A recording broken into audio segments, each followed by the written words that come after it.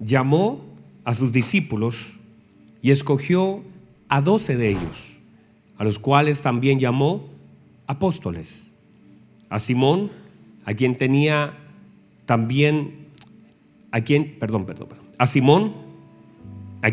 llamó Pedro, a Andrés su hermano, Jacobo y Juan, Felipe y Bartolomé, Mateo, Tomás, Jacobo hijo de Alfeo y Simón llamado Celote, Judas, hermano de Jacobo, y Judas Iscariote, que llegó a ser, no que era, sino que llegó a ser el traidor. Qué triste, ¿verdad?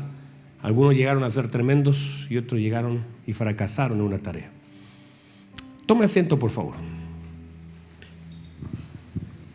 Muchas gracias.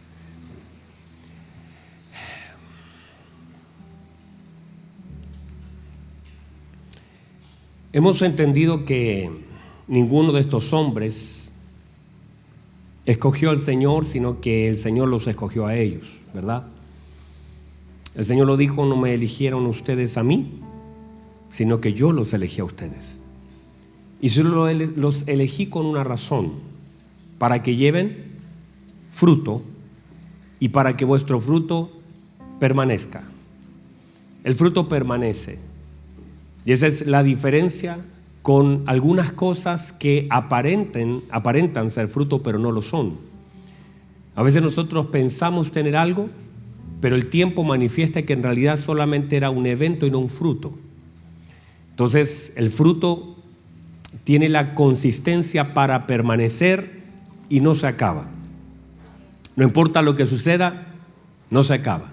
O sea, cuando alguien dice se me va a acabar la paciencia, entonces no es fruto. Eso no se acaba, no se termina. Cuando alguien piensa que el gozo se le va a terminar por una prueba, eso no es así, porque si es fruto, ese fruto permanece. Por lo tanto, debemos aprender que el fruto que es del Espíritu permanece y está constante. Por eso cuando alguien está en un proceso difícil, no oramos para que tenga paz, sino que la paz ya está. No es que oremos para que alguien tenga, es que eso se manifiesta en la medida de la necesidad de aquellas cosas que vivimos. A veces necesitamos un poco más y a veces, por supuesto, la vida se nos vuelve un poquito más tranquila, pero en algunos momentos requerimos un alto grado de fe. A veces necesitamos una dosis mayor de paz. Alguien diga amén. A veces necesitamos un golpe de gozo muy fuerte. Esas cosas se manifiestan. No es que estemos siempre a tope con el gozo, con la paciencia, con la fe o con el amor, con todas las cosas, sino que se va manifestando de acuerdo a la necesidad. Incluso la necesidad activa ciertas cosas en nuestra vida. Y a veces necesitamos un poquito más de algo que ya está en nosotros, pero que se manifiesta en la medida de las necesidades que enfrentamos. Por eso usted, por ejemplo, no sabía lo fuerte que era hasta que enfrentó un problema. No lo podía ver hasta que lo enfrentó. Pensó que no lo iba a resistir y lo resistió. Pensó que no iba a poder y pudo. No sé si hay alguien que diga amén, pero es así. Pensó que no iba a poder y pudo, ¿verdad? Usted dijo, si esto me pasara a mí, no lo podría soportar, y lo soportó. Por la gracia de ese fruto manifiesto en un momento importante de su vida. Cuando nosotros hablamos de los discípulos, y por favor, desde la semana pasada, por causa de lo que estamos hablando de esta distorsión, y estamos hablando de los discípulos un poquito, de la elección de ellos y de la formación, debemos nosotros ver la vida de nuestro Señor como una vida práctica de enseñanza, una idea intencional de Dios. Y por eso es importante, se lo dije al finalizar la reunión pasada, que usted tiene que salir de acá haciéndose dos preguntas.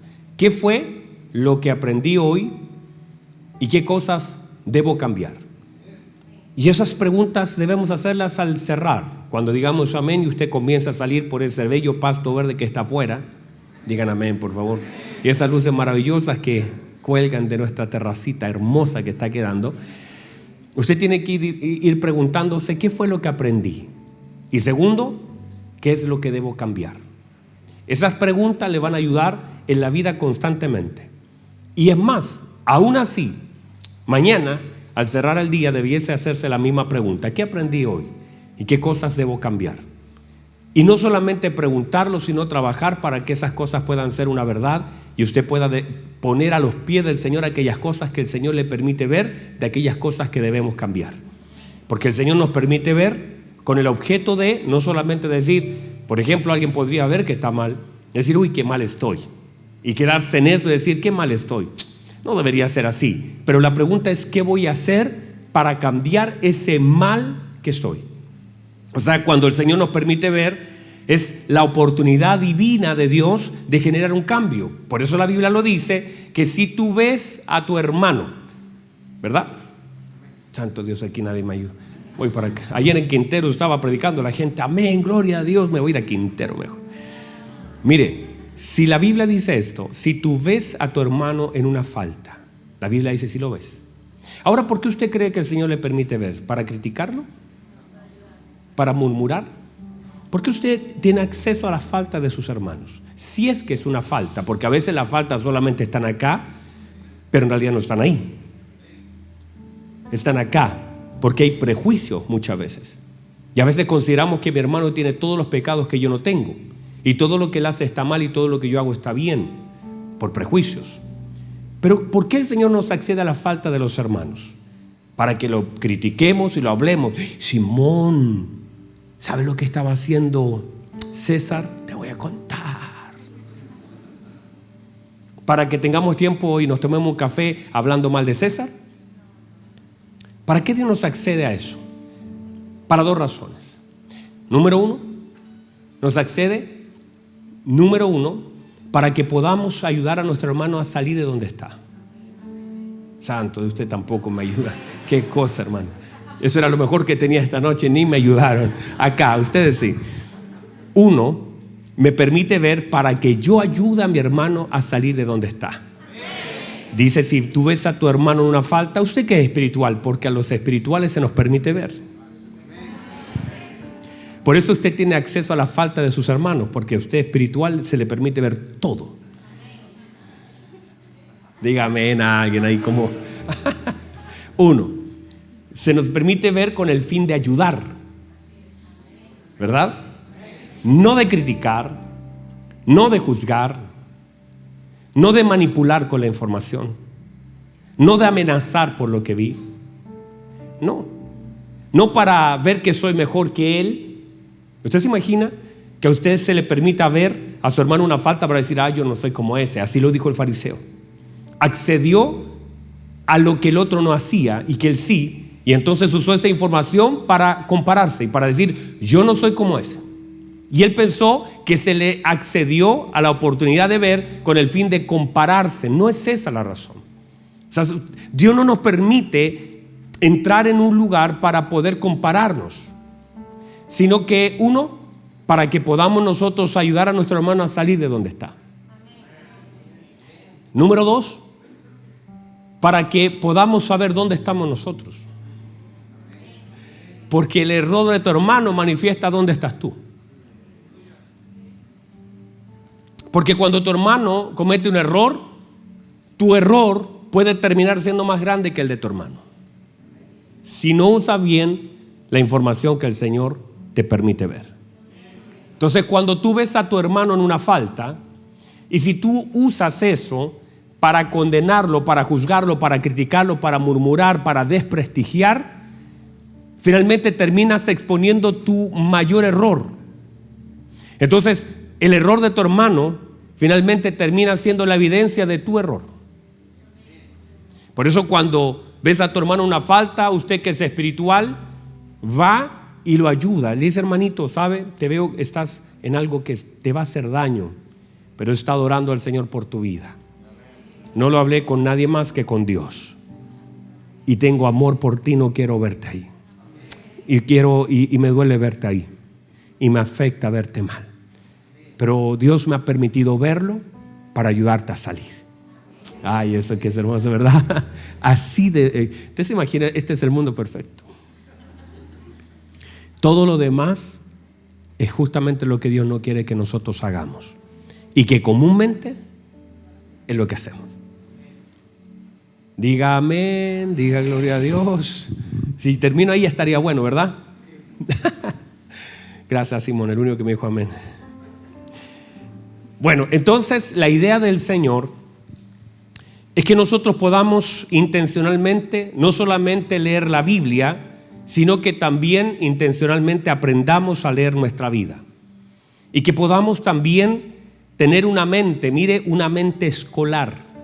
O sea, usted en la presencia del Señor y en la vida en Cristo constantemente debe tener una mente de estudiante, de escolar, una persona que está siempre queriendo aprender.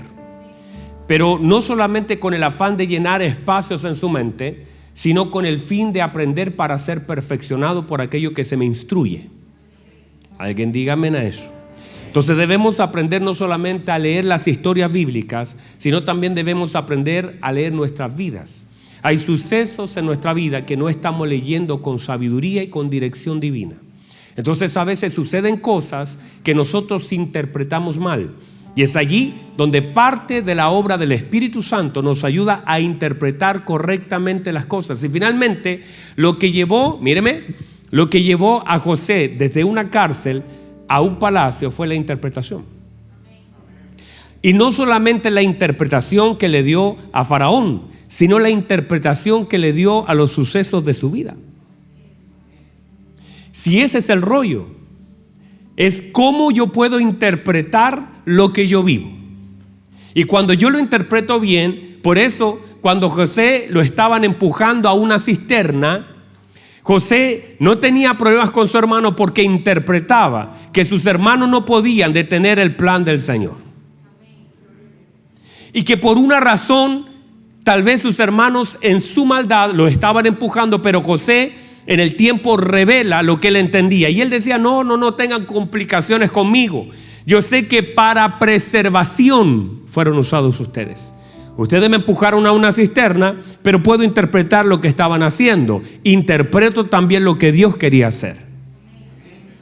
Y luego en la casa de Potifar, él se da cuenta de la mujer que lo quería afectar, y él interpretó con sabiduría lo que esa señora quería hacer, y entonces interpretó lo que él tenía que hacer y comenzó a correr. Y terminó en una cárcel, pero a pesar de terminar en una cárcel, él interpretaba. Usted nunca va a ver a José reclamando por lo que vive. ¿Por qué? Porque una persona que interpreta no reclama. Los que reclaman son aquellos que no logran interpretar lo que viven. Santo Dios, alguien diga amén. Los que reclaman por las cosas que viven es que no interpretan aquellas cosas incluso que son parte de la consecuencia o parte del propósito. La cosa es cuando usted logra interpretar la vida que el Señor le ha dado, usted va a lograr entonces no solamente gozarse con aquellas cosas que la gente reclama, sino que también administrar ahora lo que puede interpretar. Está con una mente aquí escolar, ¿verdad? Yo agradezco, hay muchos de ustedes que están anotando y eso a mí eso es. Que tomen notitas. Porque estas cosas, hermanos, son sabiduría. Esto le va a ayudar el resto de su vida. El problema es que reclamamos por aquellas cosas que no interpretamos. Al no interpretar correctamente, usted nunca podrá administrar lo que no interpreta. Por eso cuando están acá todavía, ¿verdad? Por eso cuando Faraón le dice a José, esto fue lo que yo soñé, y él dice, no, si esos son 7 años de vaca flaca, 7 años de vacas gorditas, y le interpretó el asunto. Entonces Faraón dijo, ¿y quién mejor que usted podrá administrar lo que acaba de interpretar? Porque el que puede administrar es aquel que puede interpretar. Aprendamos a interpretar bajo la guía del Espíritu Santo para que también podamos administrar aquello que el Señor nos permite interpretar, y a eso se le llama discernimiento. La capacidad que tenemos de discernir, separar lo correcto de lo incorrecto, lo verdadero de lo falso, lo bueno de lo malo. Porque la Biblia dice que en estos postreros días a lo bueno se le llamará malo y a lo malo se le llamará bueno. Mire, se le llama, no cambia su naturaleza. Se le llama bueno, pero es malo.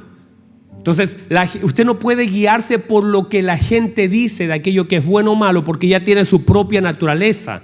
Y ahí está la interpretación. Aunque la gente diga que es bueno, la gente dice que es bueno, esa naturaleza no cambia por lo que la gente dice. Se llamará a lo bueno o malo, pero en realidad es malo, sigue siendo malo. Solo que hay una... ¿Sabe lo que el problema es? La interpretación.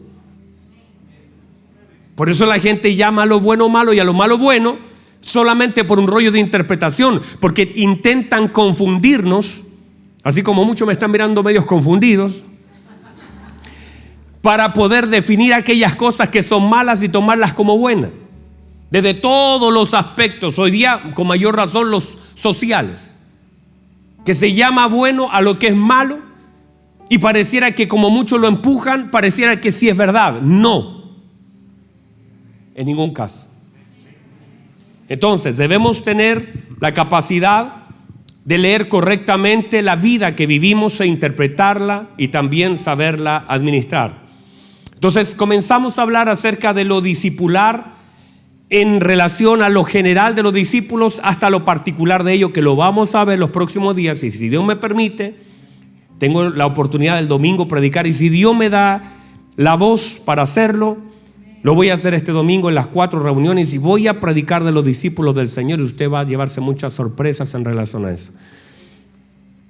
Entonces, mire por favor de cosas importantes de la enseñanza del Señor que Él hizo con sus discípulos. Fue la reconfiguración de conceptos, enseñanzas prácticas, 3 llamadas de atención, 4 manifestación de su gloria, 5 propósitos manifestados, 6 promesas y profecías, y 7 formación del carácter ministerial, que fueron las cosas, entre otras, que el Señor hizo. Ahora, note por favor que todo lo que el Señor hizo y dijo, no siempre los discípulos estuvieron ahí. Entonces, es muy importante notar esto, que muchas de las cosas que el Señor hizo no la hizo en presencia de ellos. Por ejemplo, esto mismo, que iba a orar, no sabemos lo que oró. Muchas veces vemos al Señor haciendo cosas sin la presencia de los discípulos, pero sí con la presencia del Espíritu Santo. Así que muchas de las cosas que los discípulos no vieron, a nosotros por la obra del Espíritu Santo se nos fueron reveladas. Y eso es hermoso, porque los discípulos no tuvieron acceso a algunas cosas que la iglesia sí. O sea, la iglesia tiene un acceso mayor. Santo Dios, la iglesia tiene un acceso mayor porque los discípulos, hay cosas que ellos no supieron que el Señor... Por ejemplo, dice la Escritura que los discípulos fueron a Samaria y fueron a comprar. ¿Y el Señor dónde se quedó? En el pozo. Y vino una samaritana y los discípulos andaban comprando pan. Ellos no saben lo que pasó, nosotros sí. Ellos andaban comprando pan, y a nosotros, por inspiración del Espíritu Santo, Dios nos permite tener acceso a la conversación. Entonces hay muchas cosas que los discípulos no oyeron, pero a la iglesia le fue revelada. Y muchas de esas cosas tienen su razón. O sea, si Dios no quiso que ellos no lo sepan, es porque no era importante para ellos saberlo. Y ya. Están acá todavía, ¿verdad? Ahora, dentro de esta formación intencional del Señor, debemos entender que esta formación intencional del Señor tiene directa relación.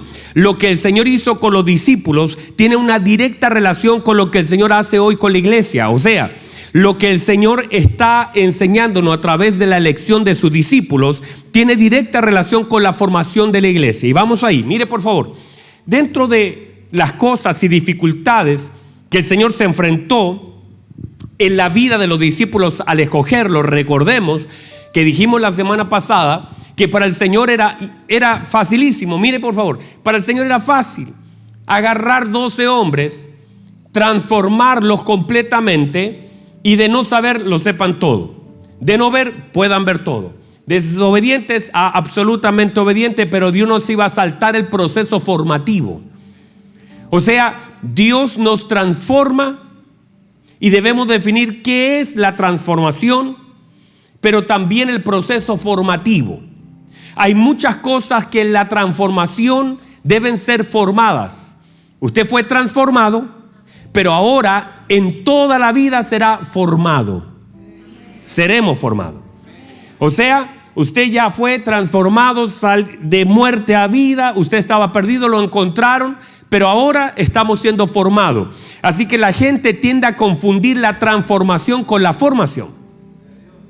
A tal punto que la gente dice, bueno, y usted no es cristiano, y usted le tiene que decir, sí, en proceso formativo. Van a decir, bueno, y usted no va a la iglesia justamente porque ahora estoy en la nueva naturaleza en Cristo, pero todavía tiene el Señor, estoy tan complicado que están todavía moldeándome, me echo a perder a cada rato las manos del Señor, pero Dios, que es tan bueno, no me desecha, sino que me agarra y me vuelve a formar, porque Dios hace eso. Dios es formativo, Dios nos transforma, pero nos va formando. Vamos, dígame a eso. Dios nos transforma, pero nos está formando.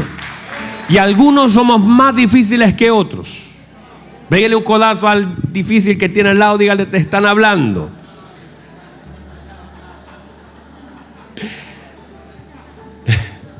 Entonces, definitivamente fuimos transformados. Y hay 4 cosas, y yo llamo las 4D, que de alguna forma el Señor tuvo que luchar con sus discípulos. Número 1, las diferencias, lo dañado, lo deformado y lo distante. 4 cosas que de alguna forma el Señor tuvo que luchar con esta transformación desde el momento que el Señor llegó hasta la muerte de cada uno de ellos. O sea, hay cosas que, si usted va a ver a Pedro es un muy buen ejemplo para definir una persona que fue transformada, pero formada hasta el día de su muerte. De que uno puede pensar que después de la traición ya quedó perfecto y todavía no habían cosas. Mire, es impresionante, esto es impresionante. A Pedro lo acaban de perdonar, ¿verdad? En la orilla de la playa, Pedro viene por primera vez y el Señor le empieza a hacer la pregunta que usted conoce: Pedro, ¿me amas? Y él dice, sí, Señor, usted sabe que yo le amo. Pedro, ¿me ama? Y el Señor al final le dice, bueno, Pedro, cuando seas viejo, la cosa va a cambiar. Hasta ahora haces lo que quieres, pero cuando seas viejo, maduro, otro te va a ceñir. Irás donde no quieres ir, harás lo que no quieres hacer, porque vas a ser transformado, guiado, direccionado. Sin embargo, terminando eso, Pedro, ¿qué tendría que haber dicho? Gracias, tremendo, no me lo merezco. ¿Verdad que es impagable lo que usted está haciendo por mí? Lo traicioné y me da una oportunidad. Pero ¿sabe lo que hace? Las siguientes palabras de Pedro dicen, ¿y qué de este? Mire que, hermano, me dan ganas de agarrar a ese Pedro. ¿Y qué de este? Le dice, mirando a Juan. O sea, ¿qué problema tienes tú, Pedro, con Juan? Y el Señor le responde duro, le dice, ¿y a usted qué le importa? Si yo quiero que él se quede hasta mi venida, ¿cuál es su problema? Porque en realidad, muchas veces, aunque hemos sido perdonados, todavía seguimos equivocándonos, porque el perdón no es ausencia de errores. De hecho, usted lo pueden perdonar y mañana otra vez cometer un error o tener un corazón desviado en algunas cosas. Por eso estamos siendo formados. La idea no es volver a cometer el mismo error, y eso habla del proceso formativo de la vida. Cometeré otro, pero no el mismo. Entonces, estas 4 cosas. Mire, por favor, déjenme solamente en estos minutitos que me quedan hablar de estas cosas. Ellos eran, número 1, de la primera D, diferentes. Diga conmigo, diferentes. Y esto no es nuevo y no es nada extraordinario ni profundo, pero claro que eran diferentes. 12 personas completamente diferentes. En sus oficios, en su carácter, en su temperamento, en sus edades. Algunos más viejos que otros, en sus historias, en sus virtudes, en sus familias, en sus quehaceres, completamente diferente. Y eso, ¿por qué hago mención? Porque cuando tú eliges un grupo y cuando a veces se segmenta de un mismo grupo, que él quiere lo mismo, que le gusta lo mismo, es mucho más sencillo. O sea, a todos les gusta la música lenta, estamos resueltos, es buscar la canción. Pero cuando a uno le gusta una cosa, distintas edades, distintos oficios, distintas familias, es mucho más complejo el poder entonces formar. Por ejemplo, en la universidad, a usted, toda la gente quiere lo mismo, ¿verdad? O sea, si alguien va a estudiar medicina, a todos les gusta algo de eso. Si usted va a estudiar economía, a ese grupo que está ahí, a todos les gusta algo de la economía. Si va a estudiar lo que sea, Yo siempre molesto a la ministra Marcela porque ella estudió bibliotecaria. Y me van a disculpar los bibliotecarios, pero yo le digo, ministro Marcela, ¿qué? ¿Cómo estudiar bibliotecaria? Estudiar 5 años para... Bueno, no voy a jugar eso porque puede haber una bibliotecaria mirándome. Y yo le digo, qué jovencita la carrera. Pero digo, todos esos alumnos de bibliotecarios estaban ahí y todos quieren lo mismo. Les gustan los libros, les gusta todo ese tema, ¿verdad? O sea, no sé, pero el Señor cuando elige a sus alumnos, todos quieren cosas diferentes. Ninguno quiere, nadie se levantó pensando en servir al Señor. Todos diferentes. Mire, déjeme avanzar a lo siguiente. Estaban también dañados emocionalmente, familiarmente, culturalmente, la confianza sobre todo en muchos casos. El problema del daño tiene que ver con la inconsciencia que tenemos de él. Otra vez, el problema del daño no es el daño en sí. Porque cuando yo sé que tengo un daño, una herida, una enfermedad, la trato, la curo, sino es la inconsciencia y el poco conocimiento que tenemos de eso. Cuando usted no le da atención a algunas cosas que son importantes, se pueden volver trascendentes.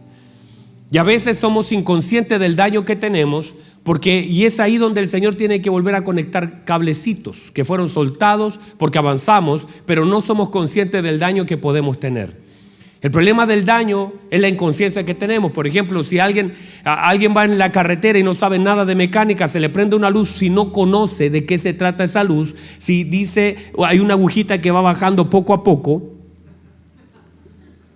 y llega abajo y se prende una lucecita, usted dice, qué linda la luz de mi tablero, tan bello mi tablero, mientras avanza se prenden luces y usted no sabe lo que es eso. Por la falta de conocimiento va a quedar a mitad de camino. Entonces el problema no es lo que nos pasa, sino la conciencia que tenemos de lo que nos pasa. Y cuando ya somos conscientes de eso, podemos tratarlo. Cuando no importa los avisos que tengamos, simplemente vamos a seguir y el daño será mayor. Entonces, número 3, deformados. Número 3 de la D es deformado. Y que tiene que ver con algunas cosas que van deformando la vida, así como la de ellos, así la nuestra. Por favor, siempre haga la comparación, la de ella y la nuestra, siempre lo mismo. Y hay ciertas cosas que vienen a deformar. Por ejemplo, la vida incorrecta generará deformidades gigantescas.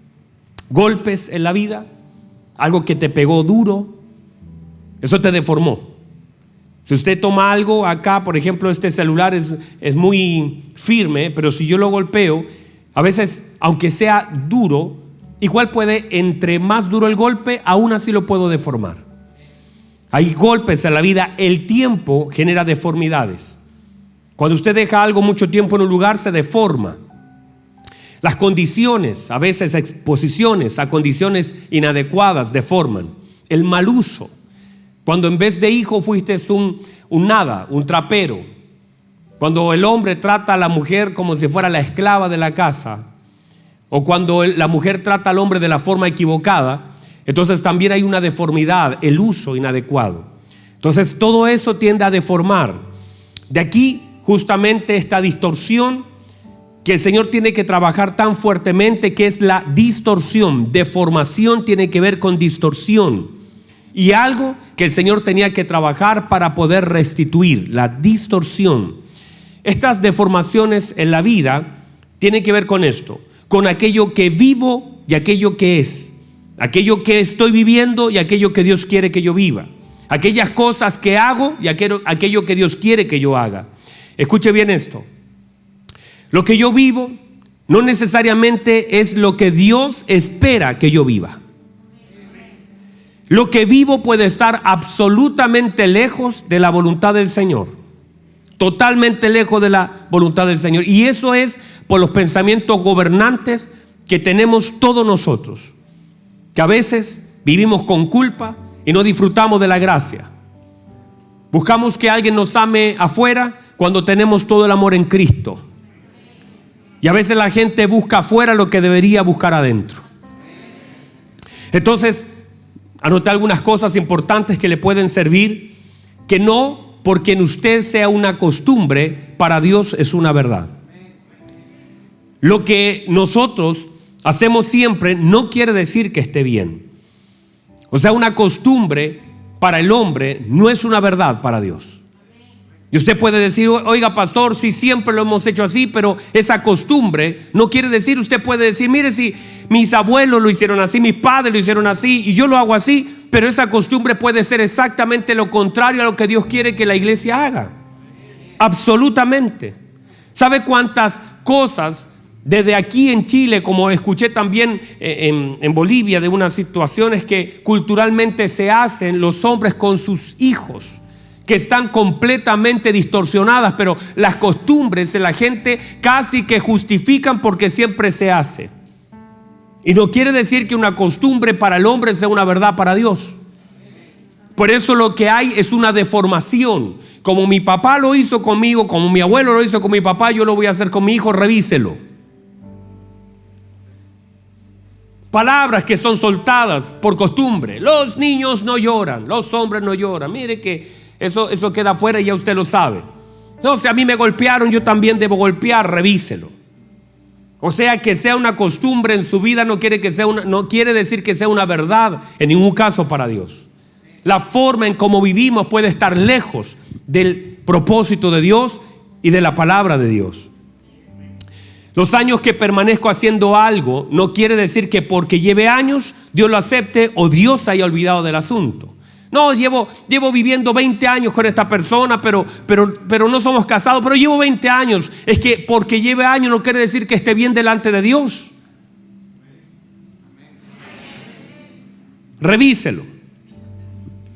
Los años generan costumbres, no verdades. Y hay personas que se acostumbran, pero eso no generará nunca una verdad, aunque puede ser una mala costumbre. Entonces debemos revisar, porque esta deformación es el resultado de la vida que tenemos. Entre más lejos de la verdad, de la palabra, mayor es la deformación. Por eso cuando nosotros llegamos a Cristo, ¿qué dice la gente? Cuando a veces estamos en seminario de hombres, bueno, les comento, paréntesis, luego lo voy a volver a decir, pero el 4, anótelo por favor, señora. Yo le voy a pedir a las mujeres que lo anoten porque los hombres, señora, manda a su marido. El 4 de junio vamos a hacer un seminario de hombres por la mañana, sábado. Santo Dios, yo no sé, hay más mujeres aplaudiendo que hombres. Pero el 4 de junio vamos a hacer un seminario de hombres porque me dio envidia el de mujeres y quiero hacer uno de hombres. Esa es la única razón. Y esto es para todas las edades, pero vamos a tratar temas importantísimos de hombres que yo sé que van a bendecir a la iglesia, por supuesto. Es muy necesario. Así que afuera, en vez de alas, vamos a poner el escudo del Capitán América, el martillo de Thor. Dígame, por favor. Y en vez de afuera de comida, vamos a poner anticuchos, PlayStation, cosas para que podamos jugar. Así que vengan todos los hombres a jugar porque va a ser entretenido. Cuando nosotros llegamos a Cristo, ¿qué dice la gente? Cuando damos seminario de matrimonio, de hombre, de lo que sea, ¿sabe lo que se acerca al final la gente a decirme? Yo lo pude haber escuchado antes. Si tal vez esto lo hubiera escuchado antes. Y eso es muy triste, porque de verdad que hay cosas que si antes las hubiésemos sabido, no hubiésemos cometido tantos errores nosotros o con nuestros hijos, nuestra familia, nuestras relaciones, nuestras finanzas y todo lo demás. Entonces, lamentablemente, a veces solamente nos queda lamentar aquello que no oímos. Por eso cuando el Señor llega a nuestra vida, nos muestra el camino. Y a veces darnos cuenta del camino simplemente manifiesta lo lejos que estamos del Señor. Mire, por favor, al venir a Cristo, se nos muestra el camino, se nos guía el camino, se nos conduce en el camino y se nos sostiene en el camino. O sea, al venir a Cristo se nos muestra el camino, se nos guía en el camino, se nos conduce en el camino y se nos sostiene en el camino. O sea, el Señor no solamente es el camino, sino que también es todo lo necesario para permanecer en Él. Y entre más deformados estamos, míreme, esto es importante, entre más deformados estamos, más transformación necesitamos. Y entre esa transformación es más grande. O sea, mire, entre mayor sea la deformación, más grande será la evidencia. Le decía a Simoncito un ejemplo de esto, estábamos arriba conversando. Entre más grande es la deformación, más evidente es la transformación. Por ejemplo, hace días atrás yo vi una fotito de hace 6 años de Matías y Lucas, que fueron bautizados hace exactamente 6 años atrás. 6 años atrás. Y yo vi la fotito y se la mandé, le dije, feliz cumpleaños. Hace 6 años ustedes fueron alcanzados por la gracia del Señor. Pero esos chicos eran buenos de fábrica. Más el Matías que el Lucas. No, ambos eran buenos de fábrica. ¿Y eso es por qué? Porque tuvieron también padres que de alguna forma les ayudaron. Familias bien sólidas, constituidas. Sus papitos de alguna forma los corregían moralmente y también llevándolo a cierta conducta cristiana. Por lo tanto, cuando ellos fueron bautizados, quizás nadie se dio cuenta de lo que ahí sucedió, porque la deformación no era muy grande. Fueron alcanzados a una corta edad. Lucas tenía 16 años, Matías me imagino como 18, no sé qué edad, la diferencia que tenían, pero por ahí debe ser. Entonces hay personas que no es tan evidente la transformación porque no es tan grande la deformación. ¿Sí me explico? Aunque no es evidente para la gente, pero en el mundo espiritual ellos estaban muertos, podridos, inalcanzados, estaban muertos sin esperanza. Sin embargo, la evidencia para nosotros los que estamos acá, si ellos saliendo del agua yendo a su casa, en la micro, en la casa, tal vez nadie se dio cuenta de nada porque fueron buenos hijos. Espero, si es que hay por ahí me están escuchando. ¿Por qué? Porque si usted, por ejemplo, mire, me está mirando, ¿verdad? Si usted ve esto que está así, mire, así, ¿lo ve? Y está deformado pero poquito, en línea. Y ahora lo dejo recto. No se notó tanto, ¿verdad? Entonces usted dice, casi nada. Pero si eso estuviera así, y ahora yo lo hago así, entonces no, ahí sí se notó, está súper doblado. Bueno, mi ejemplo, ¿verdad? Profundo. Estos son niveles de unción, hermano. Lo que quiero decir es que hay personas que no estaban tan deformadas porque tuvieron la posibilidad de estar en familias que de alguna forma le ayudaron incluso moralmente. Que fueron familias, ellos vieron papá, mamá, vieron situaciones correctas de conductas, ayudas, 1000 cosas. Pero hay personas que no. Hay personas que estaban completamente deformadas, con familias disfuncionales, con un papá, por ejemplo, violento, agresivo, con él mismo su vida lejos en la droga, en el alcohol, en 1000 cosas. Entonces cuando él, ya los amigos lo ven, ¿verdad? Como mi hermano, luego lo ven y dicen, ¿y qué te pasó? Y le tratan de ofrecer una droga. No, si yo ya no. No, pero vamos a tomarnos una cerveza. No, yo soy hijo del Señor ahora. Pero vamos, pero ya no dices garabatos. ¿Qué estás haciendo ahora? No, sirva a mi Señor y predicas el Evangelio. O sea, la gente cuando escuchaba que Pablo estaba predicando no quería ir, porque la evidencia era tan grande a causa de una deformación que él tenía, y la transformación evidenciaba tan grandemente la obra de Cristo en la vida de él, que aún Ananías, que era el encargado de bautizarlo y de orar por él, dijo, ay Señor, ¿cómo voy a ir? Si él sabe, me mata, ese es un perseguidor de la iglesia. Y él le dijo, no, estás hablando previo a mi encuentro con él. Ahora él me es útil y es llamado un instrumento de la gracia. Así que a ese que tú llamas, ahora hay una evidencia mayor porque hay una transformación mayor. Alguien diga gloria a Dios a eso. Entonces, justamente es esto, ponga atención. Esta es la parte de la transformación que no vemos. Mire, la gente no puede ver la salvación, pero la gente sí puede ver la transformación. O sea, Mati y Lucas se metieron al agua, entregaron su vida al Señor, se arrepintieron de todos sus pecados, y la gente no se va a dar cuenta que ellos son salvos, pero sí se pueden dar cuenta de su transformación. O sea, la gente, cuando usted es salvo, no se le pone una corona de oro, no se le pone aquí una cadena de oro dorada, no hay nada, solamente es la obra del Señor que no se ve, pero sí se va a ver. Hay cosas que no vemos ahora y que podemos no darle tanto valor, pero el día de mañana, delante de la presencia de Dios, cuando nuestro nombre sea, no sé si hay alguien acá, cuando nuestro nombre sea puesto en los labios de nuestro Señor y nos llame por nuestro nombre diciendo: venga usted, buen siervo y fiel, en lo poco fue fiel, pero sobre mucho le pondré. Ahí se va a evidenciar la obra gloriosa del Señor Jesucristo, que ahora mismo puede ser que no sea evidente, porque la salvación nadie sabe. Usted va a salir, si hay alguien acá que no conoce al Señor, entrega su vida al Señor, va a salir, la gente lo va a ver como una persona más, porque la salvación no es evidente, pero la transformación sí. Y esa transformación, en la medida que la deformación sea mucha, y yo conozco, hermano, y yo sé que usted, yo no sé si tiene alguien al lado ahí que ha sido transformado por el Señor. Alguien que pensaba morir, que no quería seguir, pero el Señor lo transformó tantas cosas en su vida. Alguien que no tenía ninguna esperanza. Todos nosotros.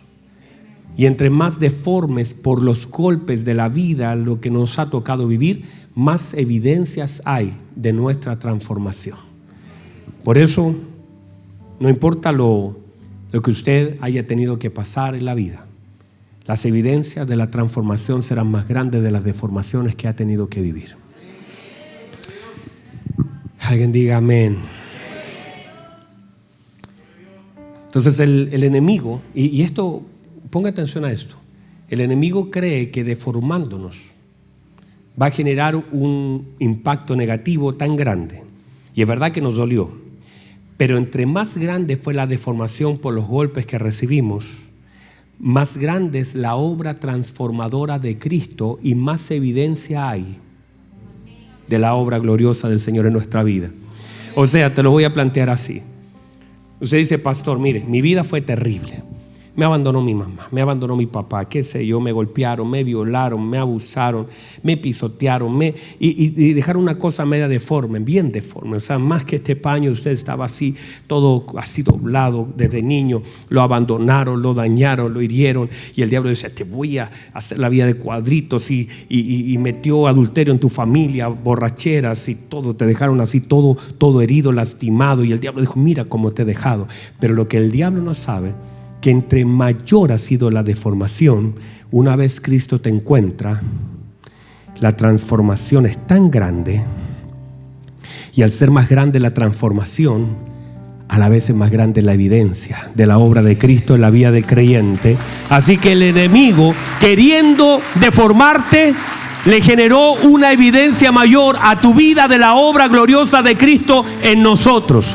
Así que si la deformación fue grande, la transformación fue mayor. Por lo tanto, la gloria para Dios a causa de mi vida ha sido mayor. Yo soy una evidencia de la transformación de Cristo en mi vida. Así que si te la hicieron de cuadrito, de pequeño, tranquilo, que la evidencia es más grande para la gloria de Dios.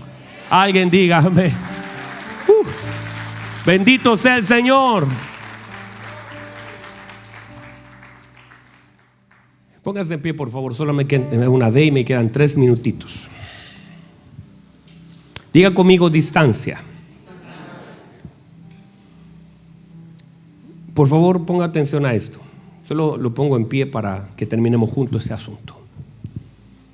Cada uno de los discípulos, así como usted y como nosotros, estábamos haciendo lo que nos tocó. En el caso de los discípulos, algunos de ellos hacían lo que querían hacer, otros lo que podían, otros los que les tocó. Ninguno de ellos fue de pequeño trabajado. Pues usted va a ver, el otro día hablábamos con Patricio y veíamos que los deportistas de alto rendimiento se preparan desde muy pequeños. Entonces usted va a ver un deportista, un tenista, de los 5 años ya está trabajando. O sea, se invierte en su formación. ¿Verdad que sí? Si es un futbolista, ya ellos entran chiquititos a jugar y entonces empiezan a trabajar su alimentación, su disciplina, su entrenamiento diario, todas las cosas, y entre más pequeñitos comienzan su entrenamiento, entonces más posibilidades es que sean deportistas de alto rendimiento. ¿Verdad que sí? El problema es que los discípulos no fueron tomados de pequeños para hacer algo. O sea, no es que fueron entrenados de chiquitito para poder predicar, para poder resistir. Cada uno hacía, algunos eran cobradores de impuestos, otros eran pescadores, otros eran de la resistencia judía, los celotes, otros trabajaban. O sea, cada uno hacía algo. Ninguno se preparó de pequeño con una mente, voy a servir al Señor. Ninguno de ellos estaba diciendo, quiero entregar mi vida por Cristo. O sea, ninguno de ellos se mentalizó. Solamente fueron llamados por el Señor. Y al ser llamados por el Señor, la vida de ella fue completamente transformada. El depósito lo hizo el Señor.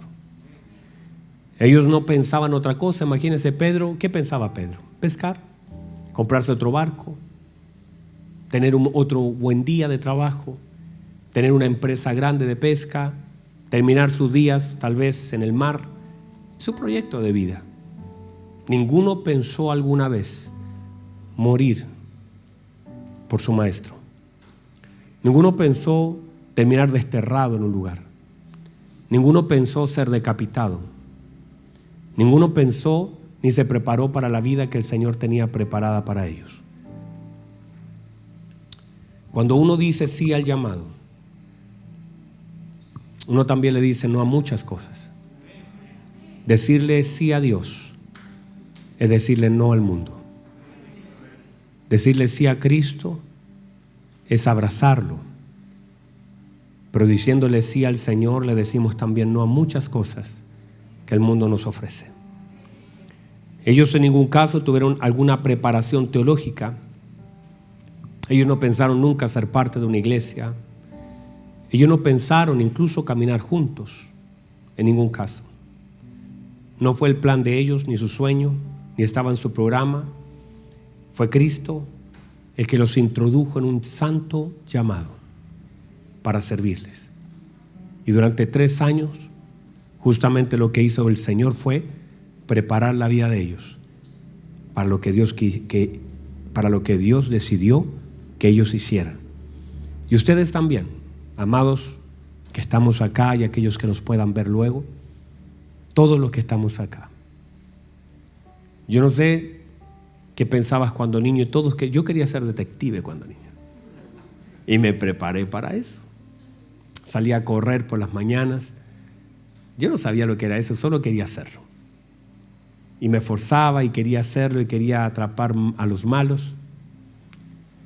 Y tantas cosas que uno cuando niño quiere ser. Y pensaba que si me esforzaba haciendo gimnasia y preparando mi corazón y mi mente, lo iba a lograr. Recuerdo aquella vez, cuando después ese sueño duró mucho tiempo. Incluso no se deformó ese sueño cuando conocí a detectives que de pronto vivían una vida que era no buena, en el sentido de que sufrían por no estar con su familia. Yo terminé mi carrera universitaria y ¿sabe lo que fui a hacer cuando terminé y tenía mi título en mano? Fui a postular a la escuela de investigaciones.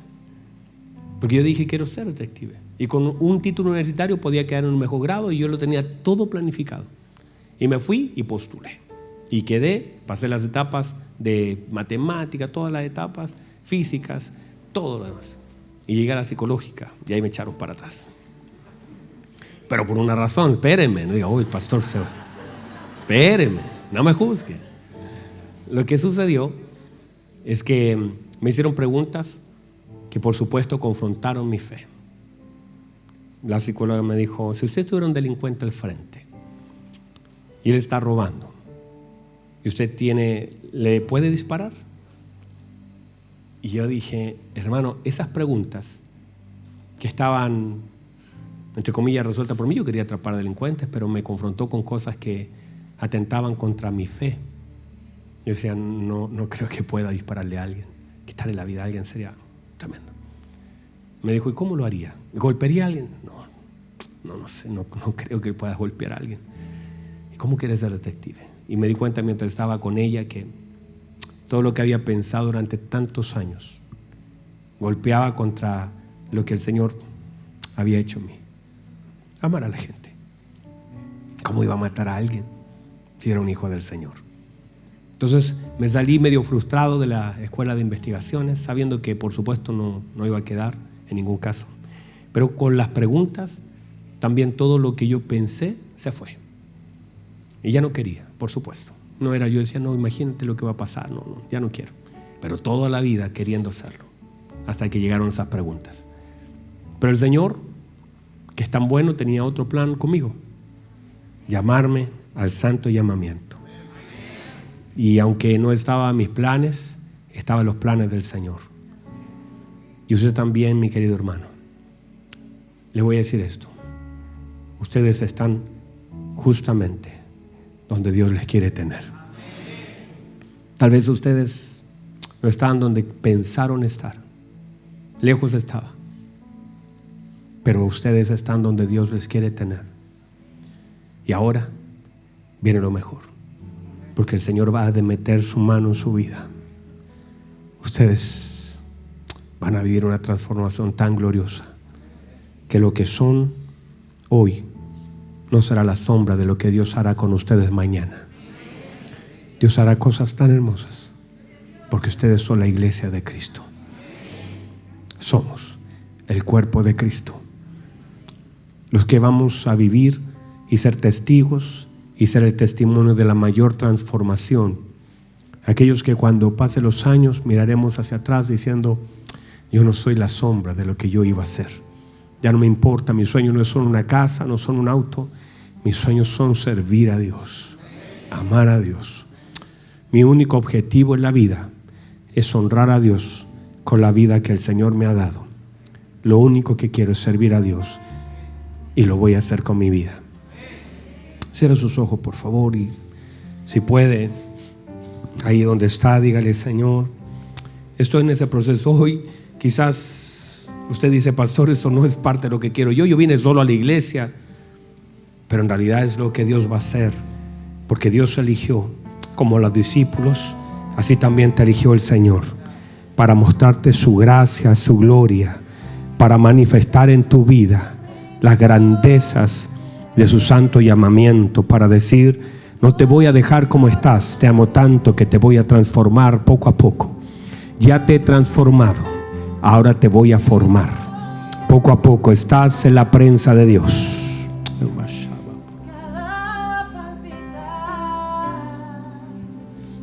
Vamos, levanta tus manos, dile: Señor, aquí está mi vida, y todo lo que usted hará en mi vida será tremendo. Vamos, levante sus manos, adore. Dígale: Señor, aquí está. Hay tantas cosas que están deformes en mi vida. Estoy tan distante del propósito suyo todavía, pero estoy siendo acercado. Cada día estoy un poquito más cerca. Estoy en el camino. Usted me sustenta en el camino. Usted me guarda en el camino. Usted me guía en el camino. Vamos, levante sus manos. Está dañado, está deformado, está distante. Pero ahí está la mano del Señor. Su mano. Vamos, adore. Dígale: Señor, aquí estoy. Vamos. Adore. Yo te quiero decir que lo que eres ahora no es lo que vas a hacer mañana. Irás de gloria en gloria, de poder en poder. Lo que te afecta hoy, ya mañana no te va a afectar. Lo que te duele hoy, ya mañana no te va a doler, porque Dios estira su mano. Él es tu ayudador, Él te fortalece, Él te guía, Él te sostiene. Él es Dios. Él nos escogió no por lo bueno que éramos, sino por lo bueno que fue Él. Estamos en su mano, estamos seguros en Él.